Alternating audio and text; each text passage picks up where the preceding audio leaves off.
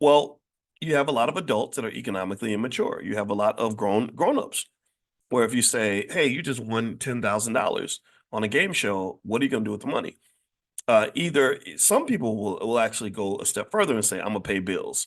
That's cool. Nothing wrong with that. That's a little more mature than what you might see with a lot of people. I saw one guy on a show, a BET show, BET, that wonderful show that really contributes so positively to Black culture, owned by white people. And the show was called Blew the Bag. And on this show, Blew the Bag, they would literally, it was a financial show, but it was financially destructive because what they did was they made comedy out of Black people, particularly Black men who had lots of money and threw it all away, who blew the bag.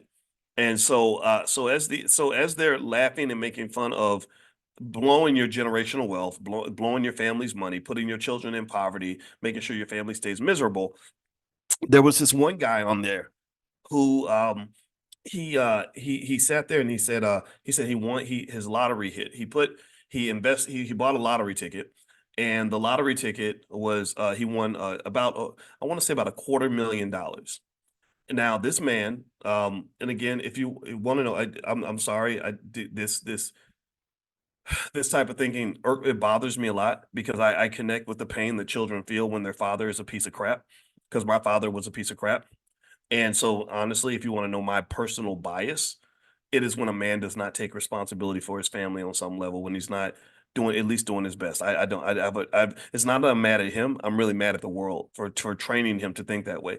So this guy who had about six kids with a bunch of women, because he loved the sex but didn't love the responsibility. He took all the money because again he had a pleasure-seeking mentality, and they said, "So what did you do with the money?"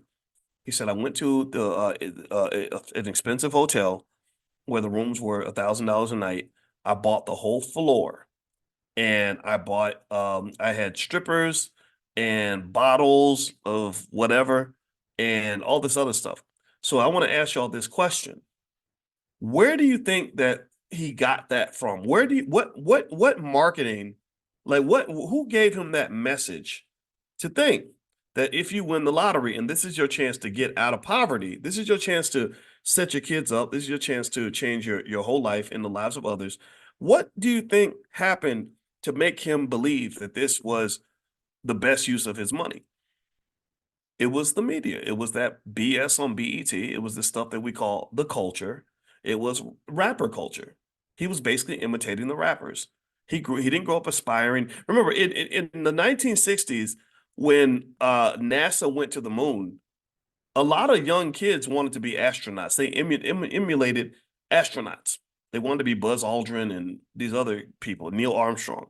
So when you're seeing rappers, the Little Waynes, who's clearly mentally ill, he's a smart man, but he's mentally ill. He's been through a lot. He shot himself in the chest when he was 12, and he's got tattoos all over his face and his body. My wife says that those are signs that doing stuff like that are signs of mental distress. So you're looking up to mentally ill people, my heart goes out to them. I'm not saying this to be critical. I'm just saying this to be factual. And so you've literally got a whole tribe of millions of men looking up to men who need a therapist, men who are clearly dysfunctional, clearly met. R. Kelly was a role model at one point. Diddy was looked up to at one point. Diddy was the biggest participant in Vote or Die and all this stuff. Remember, he was doing all the political stuff. So, and why was that? Well, for the same reason that the candidates had an event this weekend and they brought in Lizzo and some other people, you know, as he's become the influencers of the culture. So what you need to understand is that this is a trickle down effect. Trickle down economics did not work. Trickle down economics in the 1980s that Reagan implemented or believed that wealthy people would trickle wealth down to poor people, that did not work. But trickle down culture definitely works. So when you are trying to look at the direction of the culture, you just look at the direction of the leaders of the culture.